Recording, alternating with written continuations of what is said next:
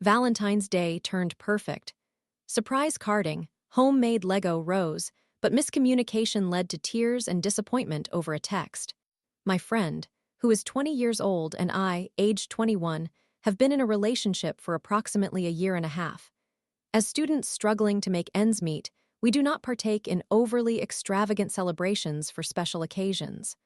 On our initial Valentine's Day together, we simply gathered at a cafe, exchanged flowers, completed our assignments, and cuddled at my place. I expressed no grievances regarding that day. It was wonderfully laid back and enjoyable. A week or so prior to this year's Valentine's Day, we conversed, and I shared that I never really placed much value on the occasion since I had not dated anyone before him, and my school would typically inspect our bags for gifts and sweets. Therefore, exchanging tokens of affection was quite uncommon. I hail from a rather conservative nation. He mentioned that his previous school used to host a Valentine's Day prom, which he attended with an ex-girlfriend, so he has somewhat celebrated the day and regards it as significant. That moment prompted me to consider making this Valentine's Day more memorable than our last. I instructed him to keep Friday and Saturday clear, as I wanted to spend them together, meaning tackling all our assignments. I pondered on what to gift him. He has a keen interest in cars and has recently taken up an interest in Nerf guns. Eventually, I contemplated gifting him a Lego Technic set, a Nerf gun set, or even a switchblade, which he finds intriguing.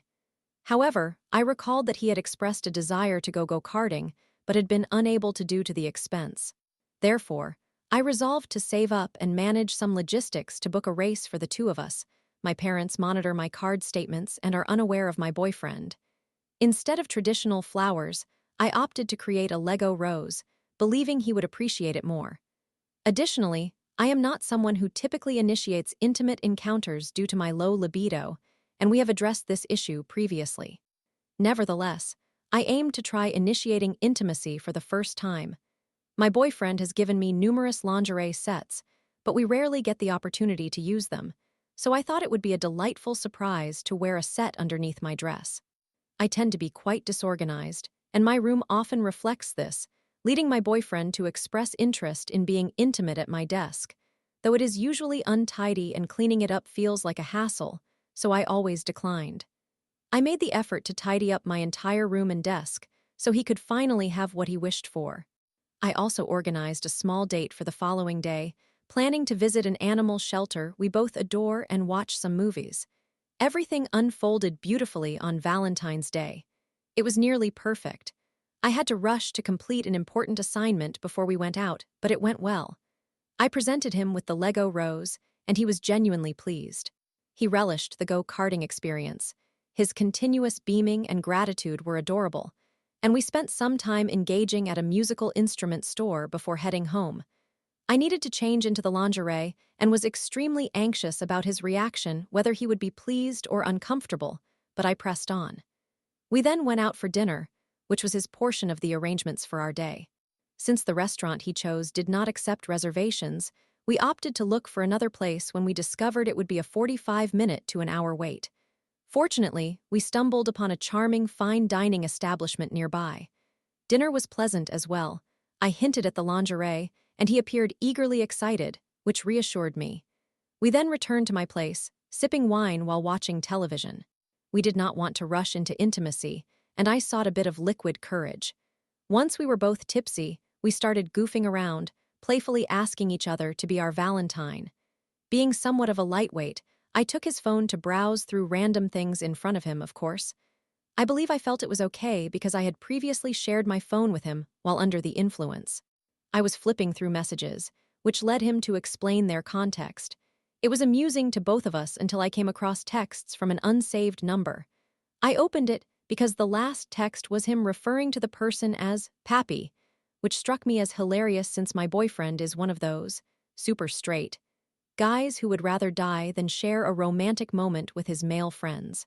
However, as soon as I opened that chat, he snatched the phone away from me and tossed it aside, expressing a desire to shift our focus to something else.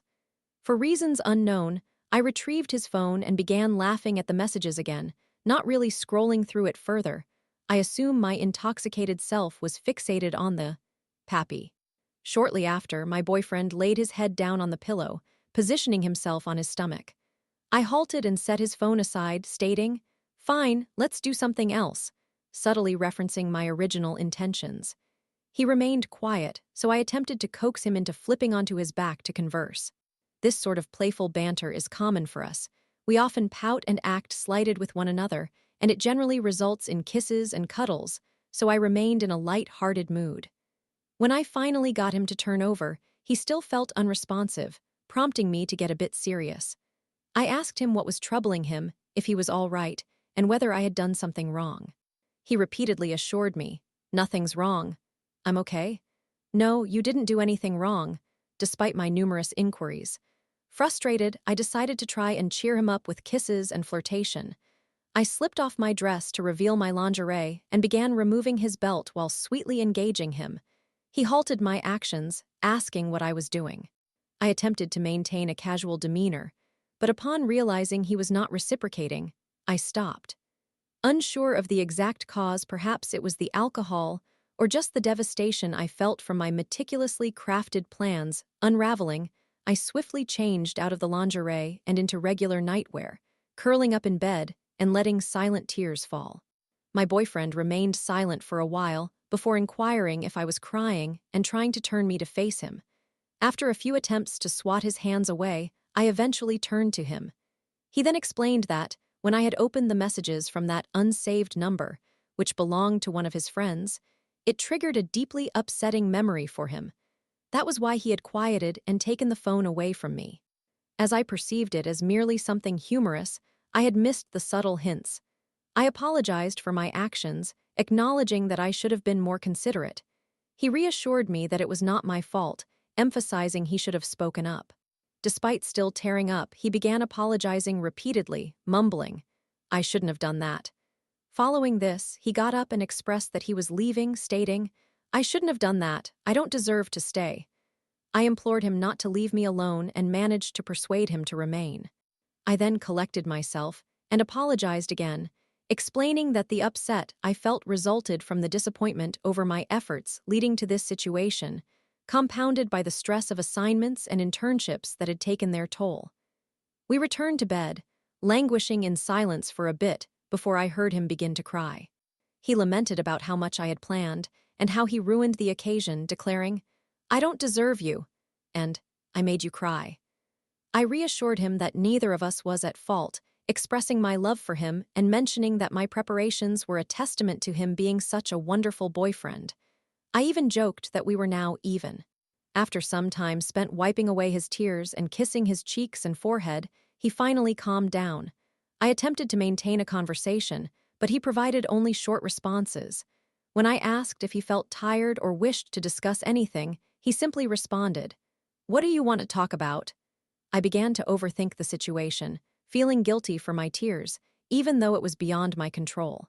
He had repeatedly expressed feelings of being a bad boyfriend, or that he didn't deserve me. I then inquired whether he felt this way only with me or if he had experienced similar feelings with his ex-girlfriend. He kept ignoring my questions, which I realized after asking him 3 times, all he'd do was hum in response. Eventually, I relented and we fell asleep. The following morning, I awoke with a pounding headache from crying throughout the night. When he asked if I wanted to go out, I declined, expressing a desire to remain in bed. I then discussed the previous day with him, offering another apology now that I was sober, assuring him that I did not blame anyone for the events that transpired. He asked if I wanted to rectify things, and I simply indicated that I was not in the mood to go out and enjoy myself that day. I was still somewhat mourning the previous day, needing time to process it all, and my headache was too intense for any other activities. We dozed for a little longer before finally waking up to grab some food. My boyfriend had entirely withdrawn from conversation, and when I asked if he was upset with me, he merely stated that he felt disappointed in himself. We picked up food, and he returned home. I want to provide him with space, but I find myself growing weary of this cycle. Each time I experience distress regarding any matter, I end up more focused on his feelings than my own, particularly since he appears to have very low self-esteem that diminishes further whenever something unfavorable occurs between us. I am feeling quite uncertain about how to proceed. Summary: a miscommunication disrupted my meticulously planned Valentine's Day, leaving my boyfriend convinced it was all his fault, despite my numerous efforts to assure him otherwise. Story 2. Woke up in my brother's bed after sleepwalking. He flipped out, accused me of being disgusting, and now our family feels divided. I, 18 female, have a brother named John, 17 male, whom I consider to be one of my closest companions. We engaged in various activities together, even though we have 2 older siblings and 3 younger sisters. Recently, our family went on a trip while John, my sister Alice, my brother Jacob, and I remained home. During this time, Alice, John, and I chose to stay up all night. Around 2 a.m., John expressed a desire to order food and offered to cover the cost for both my sister and me. Since both John and I had already spent quite a bit on food over the past month, I proposed that we skip it for now. John is currently saving for his dream car, and we had promised to hold each other accountable for our spending habits. In response to my suggestion, John exploded with anger. He told me to shut the hell up, which surprised both Alice and me, as we do not usually speak to each other that way. I inquired what I had said to upset him, to which he replied that I was simply, absolutely useless to talk to. Both Alice and I decided to end the night early as he continued to throw insults at me. Although my feelings were hurt, I thought he would calm down by morning, and we could have a conversation then. I remember going to my room, and Alice can confirm that she heard me do so. I fell asleep in my bed, but the following morning, I awoke in John's room. It is significant to note that John and Jacob share a room, which will be relevant later on. I used to experience sleepwalking episodes, but it had been a long time since my last incident. I got up and found John lying on a couch downstairs. Before I could say anything, he looked up and expressed his discontent with an obscene gesture. This behavior was completely out of character for him, but it made it clear that he had not calmed down. I asked him whether he had any idea why I had awakened in his bed, to which he replied no, stating that he had indeed slept on the couch that night and hadn't gone back to his room. I told him that I didn't know either, and as I attempted to apologize, he stormed out of the room, calling me FC King disgusting. At this point, I was contemplating whether he had possibly sustained a head injury or something similar. I returned to my room and messaged Jacob on Instagram to inquire if he had seen me when he left for work that morning and to apologize if he had seen me. Jacob leaves the house at 6 a.m. He did not respond. Soon after, John came banging on my door, demanding an apology. This is where I feel I could have handled things differently. I stated that he had been rude to me since the previous night and that he should just leave me alone for a while. I could have simply said I was sorry, but I was reflecting on how I could ask for an apology from him without offering one myself. He erupted in anger and yelled that, "This is why he doesn't defend me when others speak badly about me," then stormed off. Again, this felt like a low blow and hurt particularly coming from him. Much more has transpired since then, but this post is already quite lengthy, so I'll leave it at that unless anyone is interested in learning more. From that moment, we refrained from speaking for a while. First, I want to thank anyone offering advice in the comments. What I've gathered is that there is likely something deeper occurring. I wish I understood what it was and how to assist him, but the situation has not improved. Update: the day following all of this, I was in the kitchen when John entered. An awkward silence hung in the air for a while, but he eventually began to speak. He informed me that he had spoken with Jacob and that he was upset with me. He claimed that I had made Jacob uncomfortable by being in the room when he woke up that morning. John insisted that I needed to apologize to Jacob, and when I detailed that I had already done so, he accused me of lying. He then went on to say that Alice was also seriously mad at me and recounted his version of the events from that night.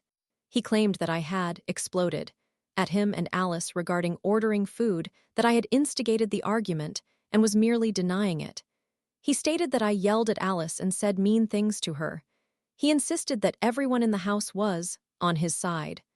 I was perplexed because I was sure that I hadn't been angry that night or provoked a fight. I conveyed this to him and expressed that I felt he was unfair in his treatment of me. I asked if there was something else I had done to upset him, but he did not respond, instead mentioning my sleepwalking and how disgusting it was of me. I told him I was unclear as to why he was speaking to me in such a manner, which only escalated his anger, and he left the room. Afterwards, I decided to message Jacob through his phone number just to reiterate that I was sorry if I made him uncomfortable. This time, he did reply, and we discovered that the Instagram account I had messaged initially was one he didn't actively use, so he hadn't seen my earlier message.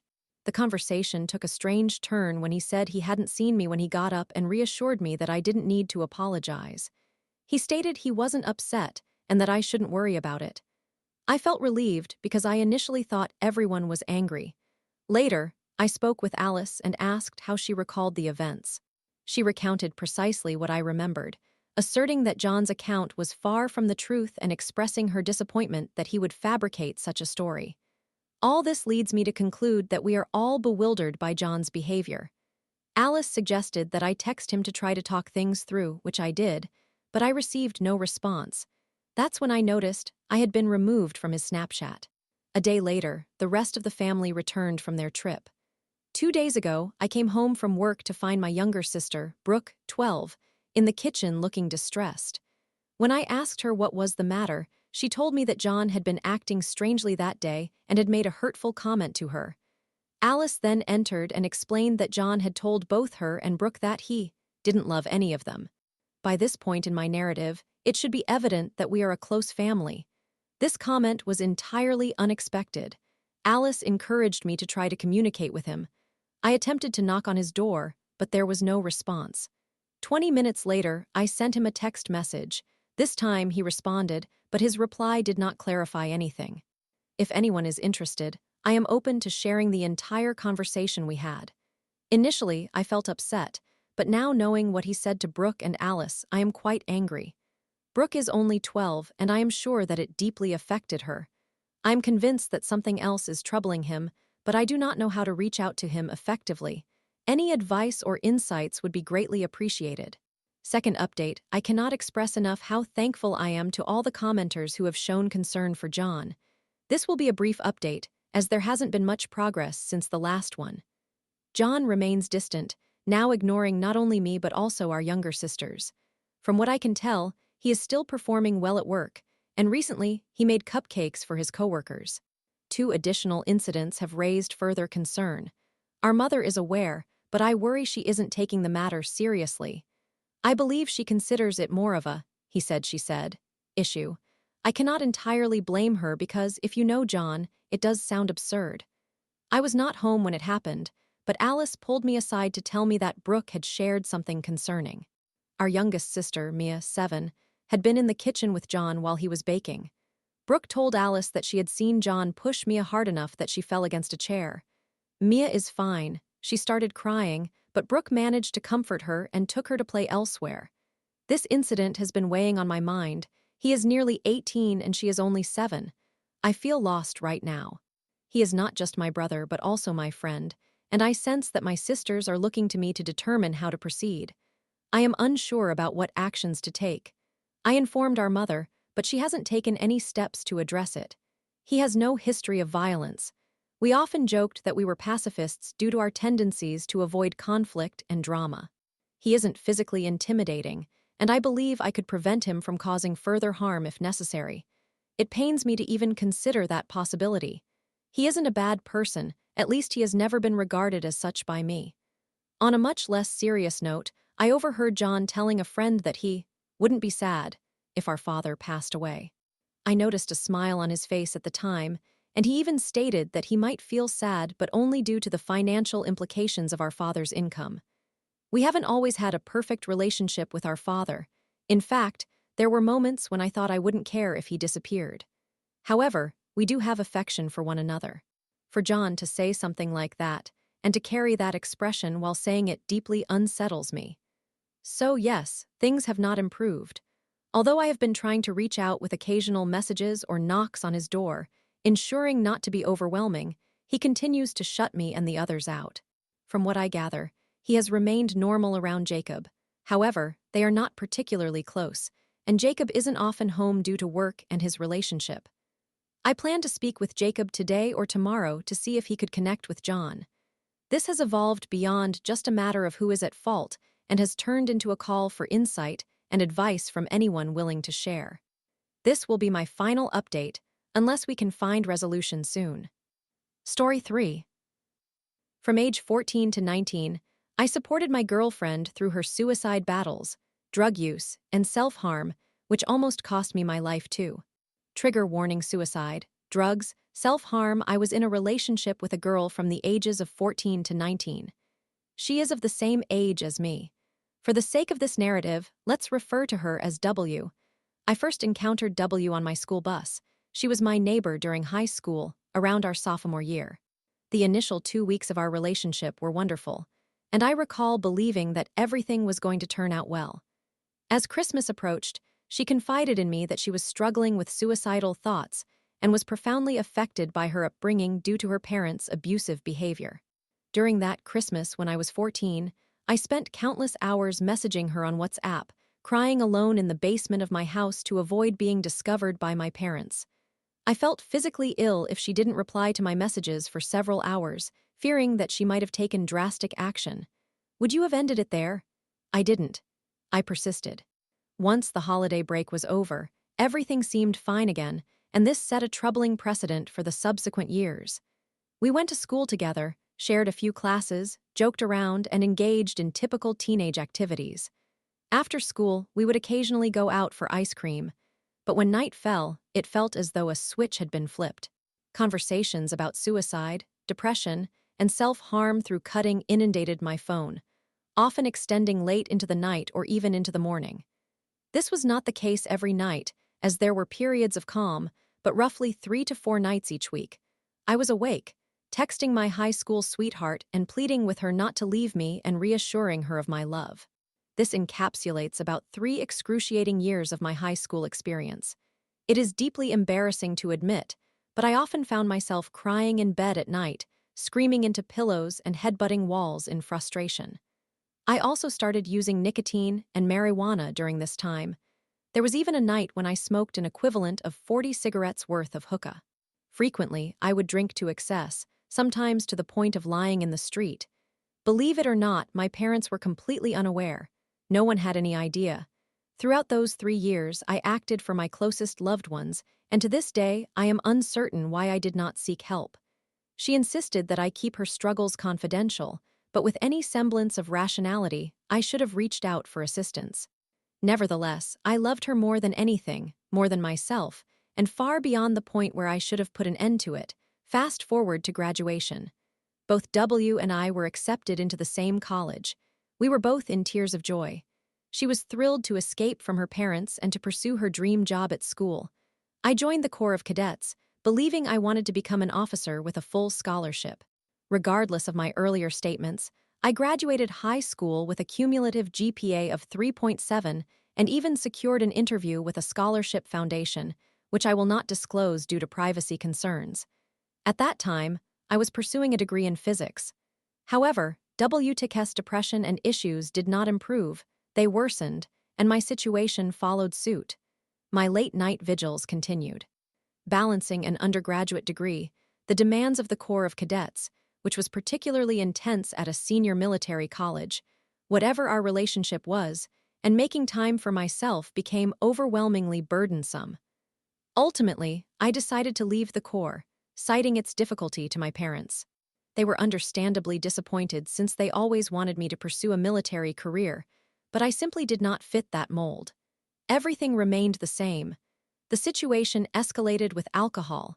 W and her friends, whom I also knew, would go out every weekend, getting drunk at bars and attending parties. Initially, I felt secure in our relationship and saw no reason to control her social life, believing she loved me above all else. They would return, and W would seek me out. She consistently returned significantly more intoxicated than the rest of the group. Since I had been in her position, I felt compelled to take care of her. She almost always wanted physical intimacy. However, this wasn't healthy intimacy. It was intimacy that, as a man, I felt reluctant to engage in because I was aware of the aftermath. Afterward, she would leave my bed to go to the bathroom to engage in self-harm in some form, most often with a razor. What was I supposed to do? Imagine your spouse excusing themselves to harm themselves after being intimate. How could you not intervene? I made numerous attempts to stop her. I genuinely tried. I stayed awake watching over her. I pleaded with her. I physically restrained her. I exhausted every option available to me, yet nothing worked. She would always leave anyway, do it, and come back to sleep. Each time she harmed herself, I felt utterly heartbroken. I despised her partying. I dreaded the knowledge of what awaited me every night she went out. There has never been a moment in my life where I have dreaded receiving a text from someone saying they are on their way home. I knew I would have to abandon my online game with friends I had known for nearly a decade to care for her.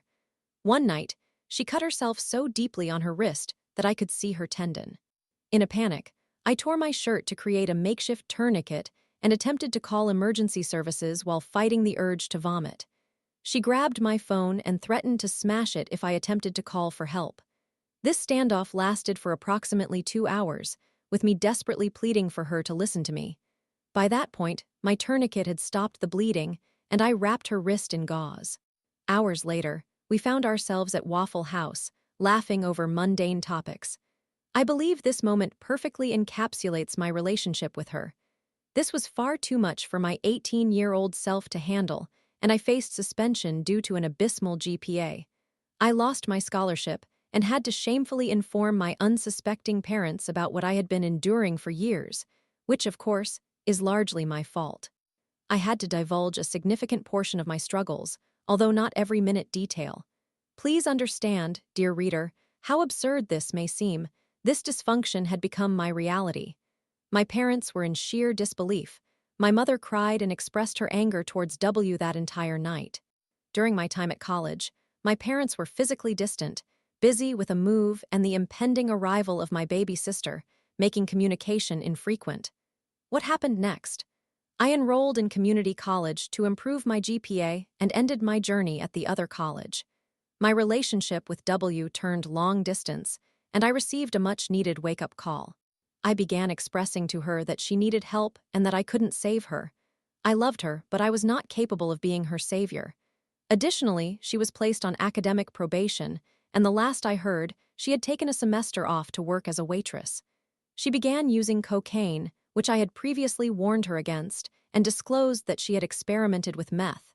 We began to argue daily. I could no longer tolerate her self-deprecating behavior and her refusal to seek help.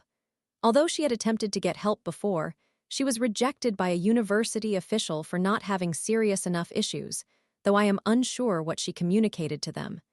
After visiting her apartment one final time, we ended things.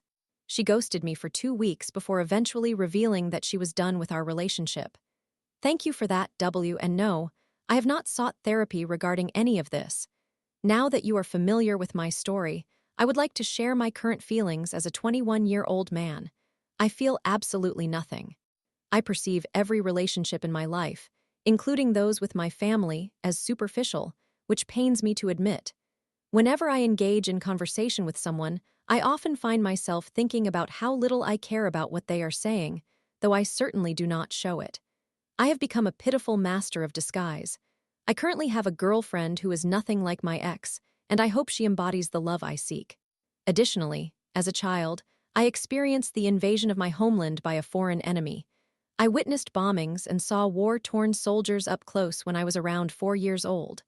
Physically, I consider myself quite attractive, not to brag, but so you know, I frequently receive romantic proposals. I am a 6'2", 200-pound man who works out daily and meticulously tracks every aspect of my diet. This aspect of my life provides me with a sense of control I do not find elsewhere. My appearance, my face, physique, arms, chest, and legs serves as my only sanctuary.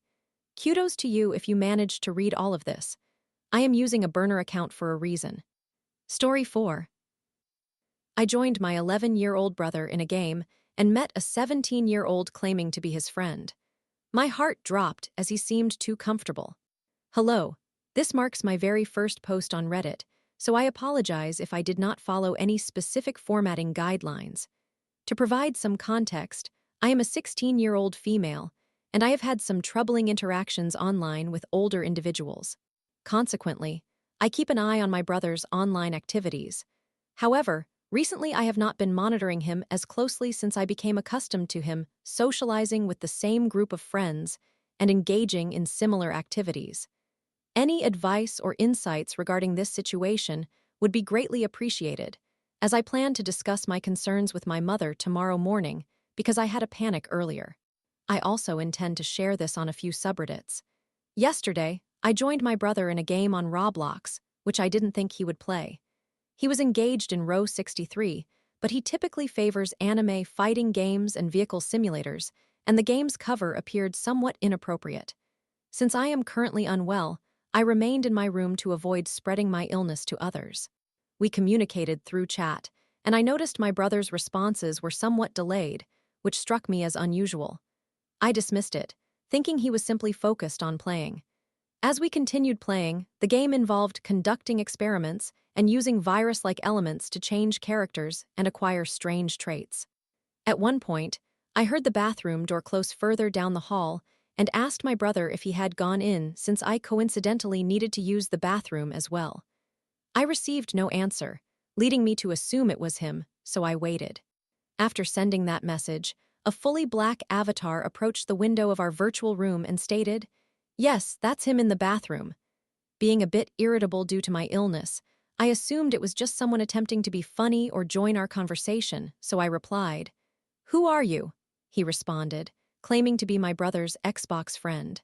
For some additional context, my brother previously played on his Xbox with other kids he met while playing Rocket League or looking for a party until he lost access to it due to misbehavior. I always kept track of who he interacted with, and they were mostly children his age or younger, the oldest being 13, and I was familiar enough with them that I sometimes played with them as well. Returning to the matter at hand, I began exchanging messages with the individual, thinking he was simply being irritating, and somehow the conversation shifted to him mentioning he was a school dropout. I do not recall how we reached that point, but I believe he brought it up when I asked how he knew my brother and which of his friends he was. Shortly thereafter, my brother returned and corroborated the individual's story. At that point, still unaware of the guy's age, I questioned how this was possible given my perception of his age as being closer to my brother's. Once my brother returned, I ceased my interaction with the individual. Not long after he returned, we both logged off to eat dinner.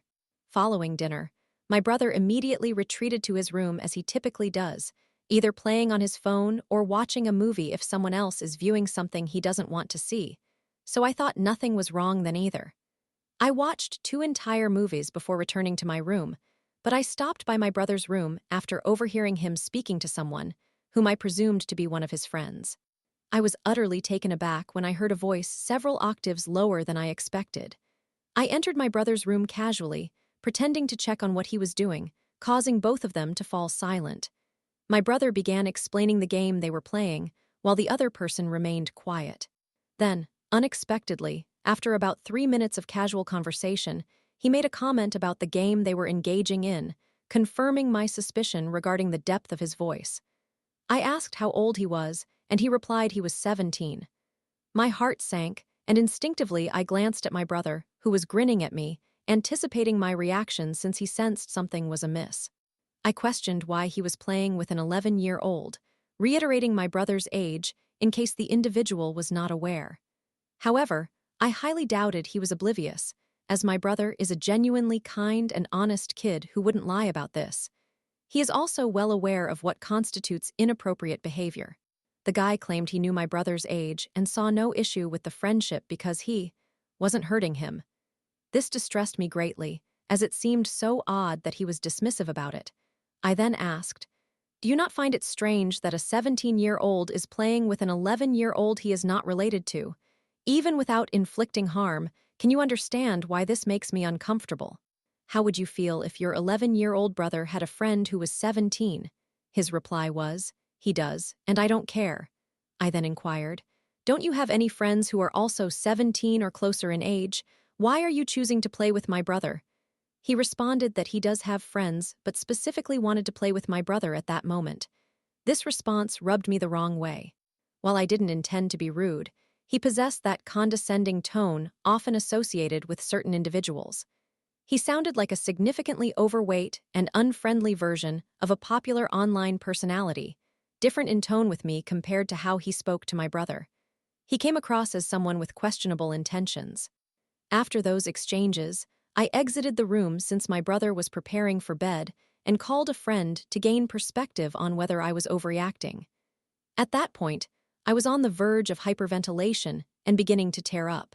My friend mentioned that I might be slightly overreacting, but understood my concerns and advised me to speak with my brother before approaching our parents, who might either overreact entirely or dismiss the situation. By that time, my brother had already signed off from the game and was falling asleep, but I woke him to ask about his friendship with the individual. I inquired about the guy's name and what he knew about him. My brother said his name was David and asserted he didn't know anything else about him, which I doubted since my brother's Roblox username includes his first and middle name, and if David is 17, I am sure he could figure it out. However, many of my brother's online friends refer to him by his gamer tag, so I could be mistaken.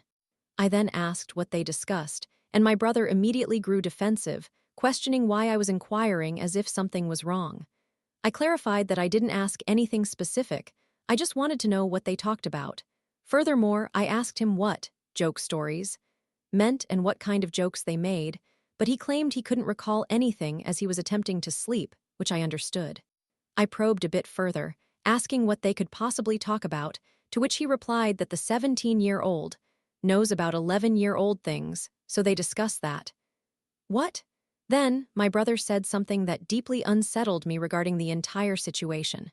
He echoed what the older guy had said when I questioned why he was speaking to my brother instead of individuals his own age, responding, "He's not hurting me, so."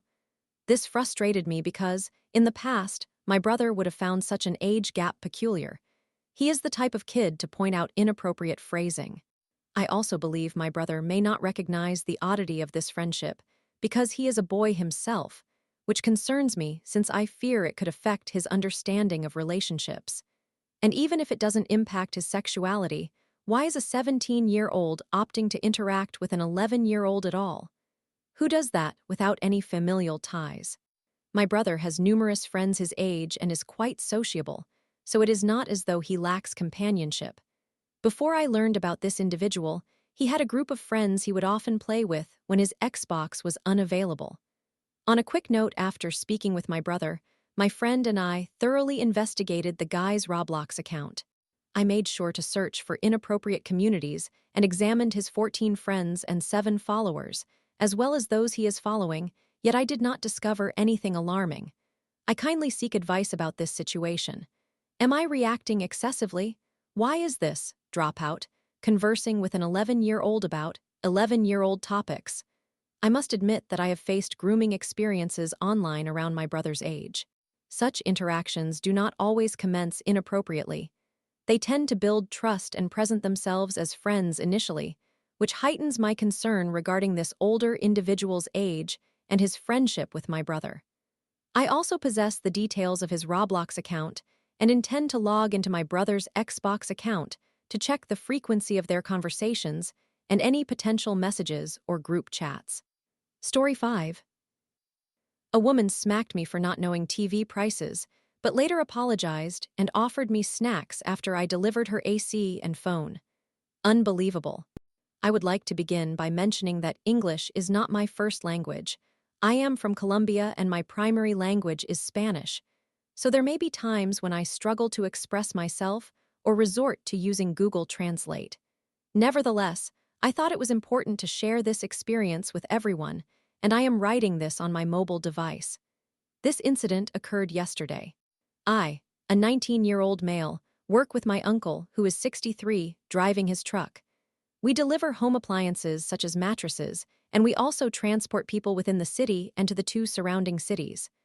My uncle has a contract with VH Corporation, a smaller company similar to Walmart, but focusing on credit and home appliances, which includes items like phones, tablets, hair dryers, hair trimmers, and more. My uncle and I handle the deliveries for this company, which include delivering to clients, other stores under the VH name, and repairs under warranty. Each shop has at least 2 staff members, one working at the cash register and the other at the main desk. Both essentially perform the same tasks. I had just arrived at one of the VH stores, which I will refer to as Shop N. At that moment, only one employee was present at the desk, as the other was on maternity leave. Therefore, we needed to prepare the items for delivery, which were a 50-inch TV and a 420-liter fridge. I concentrated on the TV while my uncle worked on the fridge. It is worth mentioning that the store had a specific dress code, which included a pink T-shirt displaying the company logo on the left chest, along with jeans and appropriate shoes. In contrast, I was wearing joggers, tennis shoes, and a blue hoodie, which I typically wear only when it is raining and cold. My uncle was dressed in jeans, the same type of tennis shoes as mine, and a military green short-sleeved shirt. As I was focusing on removing the TV from its wall mount, a woman approached me and asked for the price of the air conditioner on display. I politely informed her that I did not work there, but suggested that she ask at the main desk for that information. After acknowledging my guidance, I went back to working on the TV until someone tapped my shoulder. I turned to see a middle-aged woman with short black hair, wearing shorts and a floral blouse. The following conversation transpired as I placed the TV onto its box to detach the wall mount. Me equals me Karen Jahan equals Uncle Nelly equals kind employee. This conversation took place in Spanish, and I will do my best to translate a few colloquial expressions that may lose their meaning. I should also mention that the employee at the desk was occupied with another customer. Me, looking at the woman and standing up politely, "Hello, ma'am, how can I assist you?" "Karen, excuse me, can you please tell me the price of this air conditioner?" She gestures towards the item on display. Me, well, there should be a tag displaying the price on the air conditioner, which indicates the cost if you wish to purchase it on credit. I said this while gently nodding, attempting to be helpful and then returning to my task. Karen, I already saw the price. Me, very well then. I resumed my focus on the TV, unscrewing the wall mount. Karen, very well. That price is outrageous. Are you trying to deceive me? Me, looking at her in confusion. Well, ma'am, that is the price here for payment via credit. If I recall correctly, paying in cash or with a debit card is 20% less, Karen, if you recall correctly. Seriously, you're incapable of remembering anything about your own job. What a useless employee. Me, realizing she mistook me for a store employee. Oh, I apologize, but I do not work here, ma'am. I'm just a... Karen, interrupting me and lightly hitting me on the back, nearly causing me to lose my balance and topple over the TV due to my crouched position. You should be fired for being incompetent and useless. Where is your manager? At this point, I stuttered, struggling with confrontations, and I was also taken aback that she had the audacity to hit me although it didn't hurt. This is when my uncle came into the picture. Jahan, he is a tall, slim man at around 1.82 meters, while I stand at 1.73 meters. Excuse me, but what is happening here? Karen. She looks at Jahan, possibly believing he is also a customer, as I attempted to concentrate on my work and not dwell on the confrontation. This employee is disrespectful and useless. He doesn't even remember the prices of items in his own workplace. Jahan, ma'am, he does not work here. Karen, disregarding Jahan's comment, he should be terminated. I would never employ someone like him, who I bet doesn't even remember his own name. Jahan, ma'am, he is my nephew and works with me, not for the shop. Karen, what do you mean by that? She appears confused now. Me, as I mentioned previously, I do not work here. I'm assisting because the woman at the main desk is unavailable, and she can't manage everything alone while serving customers. At this point, Karen seemed to realize her error and huffed in annoyance as she walked towards the main desk, where Nellie was still handling the clients who were present before Karen's arrival. Nellie managed the situation effortlessly, allowing me to concentrate on the TV. After packaging the TV and helping my uncle with the fridge, we spoke to Nellie after Karen and the previous customers left. Nellie informed us that Karen claimed I had given her the wrong price and was causing her inconvenience. Essentially, she was demanding a discount on the air conditioner and a washing machine, if my memory serves me right, even though Nellie had witnessed our interaction from her desk, which was only about 2.5 meters away. Nellie challenged Karen and even stated that if she did not leave, she would be forced to call the police for assaulting me, especially with the security cameras in the store. This ultimately prompted Karen to depart, evidently embarrassed, and we likely will not see her again soon. I realize this story may not be as thrilling as others, but it is still surprising how she had the audacity to confront me for not knowing the price of an item when I do not even work there. In the end, Nellie treated us to a soda and some bread for our troubles, while the woman left empty-handed without her air conditioner. Update: I have just concluded my delivery route with my uncle, and guess who received an air conditioner, a television, and a phone? If you guessed Karen, you are correct. The engagement was a bit awkward because, according to the delivery policies from credit companies, or credit unions, as I believe they are referred to in America, only she was permitted to receive the items. This required me to take photos of her, verify her ID, and have her sign several documents, among other things.